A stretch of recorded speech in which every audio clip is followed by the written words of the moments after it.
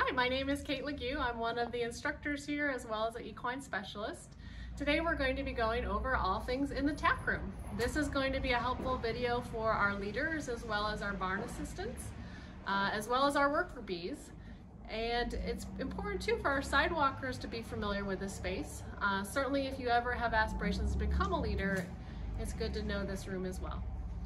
So I'll start here on the shelf. We have all of the horses have a labeled grooming bucket with all the tools that they need for grooming. This will be something that you'll grab before you groom them and put it out in the aisleway.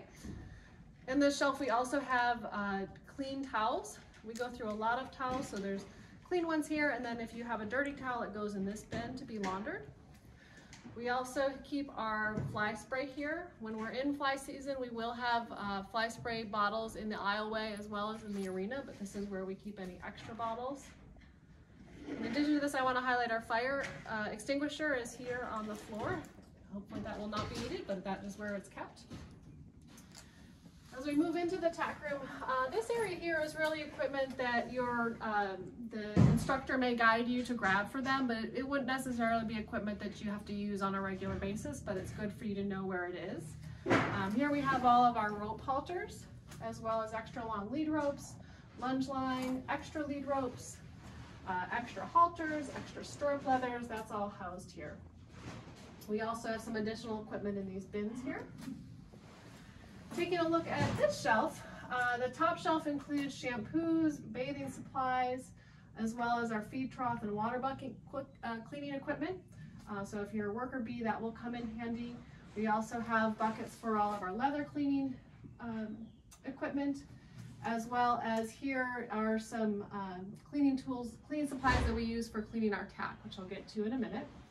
The rest of the shelves are really horse first aid items. Those are things that an instructor or staff member would be using. Moving along here, we also have some adaptive equipment here that are used in our lessons. So again, if you find on the board in the aisleway that your rider uses adaptive tack, you may find what you need here. I'll talk a bit more about adaptive tack in a second. Along this wall as well as that wall, we have the horses' bridles. So on the board, if it's listed that they use a bridle, it would be here.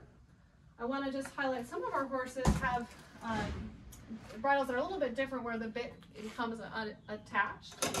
And so if you're going to be leading Jag in a lesson, for example, you may choose to grab this as the horse's halter. So when you go to get him, you can use this part as the halter, and then when you're ready to you have him tacked and everything, then you would attach the bit. It just saves you an extra step in having to halter and bridle. You'll note that the bit is housed here on top to be kept in place. For these bridles, they do have the lead rope attached to them. These lead ropes stay with the bridle.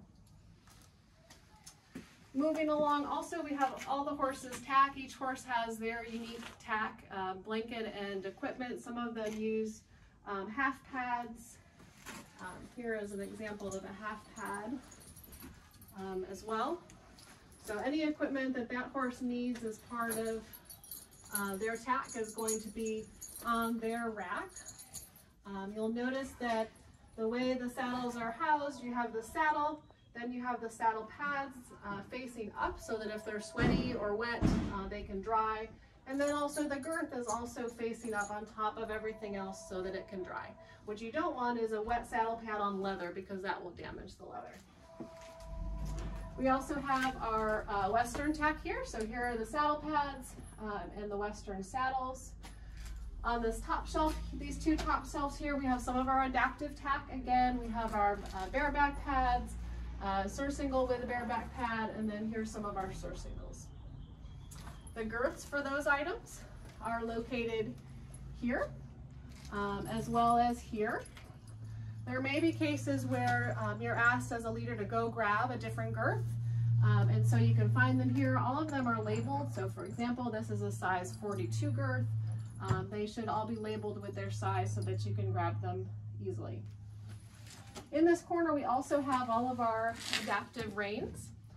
So traditionally, most of our riders will use the rainbow reins, But in addition, we also have some leather reins and some shorter reins that would be effective to use with our ponies or shorter horses or shorter necked horses.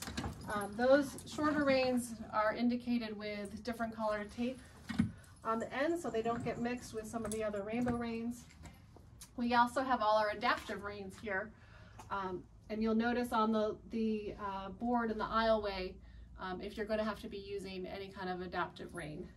But this is where they're kept. Want to just cut over this way a little bit. Speaking of reins, when your lesson is completed, the tack can all be put away. As we've talked about, the reins, however, get cleaned, and so those will be placed here. You're welcome to use the equipment here to spray them down. This is something that leaders can do or volunteers can, staff can do. Once they're cleaned, they're put in this bin here. And they're kept there for the rest of the day. At the end of the day, a staff member will put them back on the shelf to be used for the next lesson. But that's how we keep our clean reins organized from our dirty reins. One last thing in this space I want to highlight is this is where our lift is kept. Just noting that that's where that is in case you ever get asked about what that is or where it is. That concludes this video, and we look forward to having you tune in to other videos soon. Thank you.